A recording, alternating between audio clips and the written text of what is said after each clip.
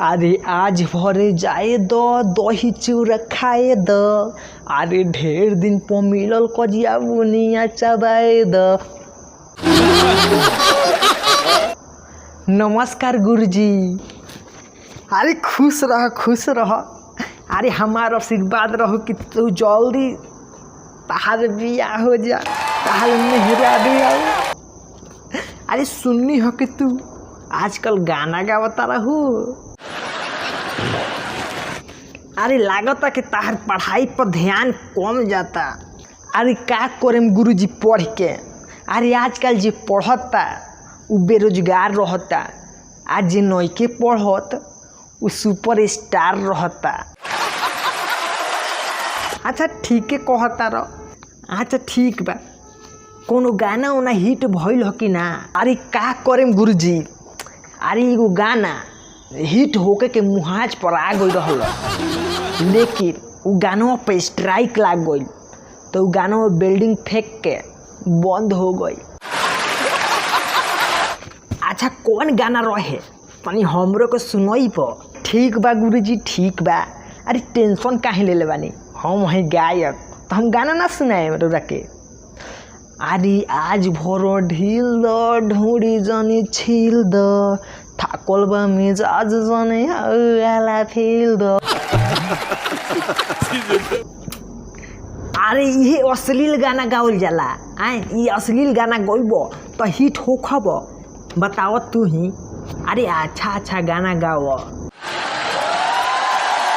का करें गुरुजी।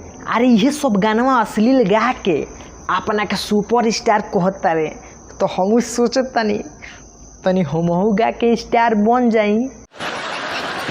अच्छा अच्छा, आ तोहरा कोनो संगीत के बारे में जानकारी बाटे? अरे मत पूछी सर जी। अरे रौरे देन हो कि हमार संगीत स्कूल छोड़ के अरे दूसरा स्कूल में पढ़े लागल। ओकरा बाद कहाँ ओकरा बारे में तनिको जानकारी मिलल। अरे ना ओकरा के फीस काती भगैले रहती, ना उ भागल रहित। ओकरे चक्कर में तो हम गायकार बननी, ओकरा खातिर हम गाना गइल रहनी। अरे जाता रे तो जोर संगीतवा गम नइखे, आ तोरा जैसन लड़की हमारा कम नइखे। लेकिन ओकरा गइला के बाद ना भूख लागेला ना प्यास लागेला, खाली रोवाई आवेला। अरे पगला गुल बड़ी कारी। अरे संगीत के बारे में बात करता नहीं, संगीतवा के ना। अरे का करें गुरुजी। अरे ये बरा हम पवन खेसारी के फेल कइले रहती। अरे हम पहला फिल्म साइन कइले रहनी। अरे 450 करोड़ के वो फिल्म रहे। अरे वो फिल्म के नाम रहे आज भर रुक जा मड़ई में ढुक जा। अरे वो फिल्म के शूटिंग अमेरिका में होके के रहे।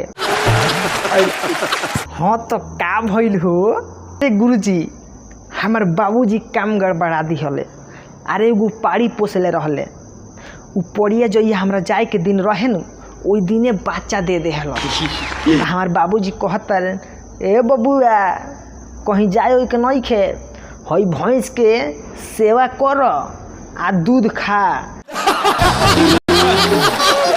अरे जा जा भैंस किया घरे, काहे जाए बड़ा आज पढ़े।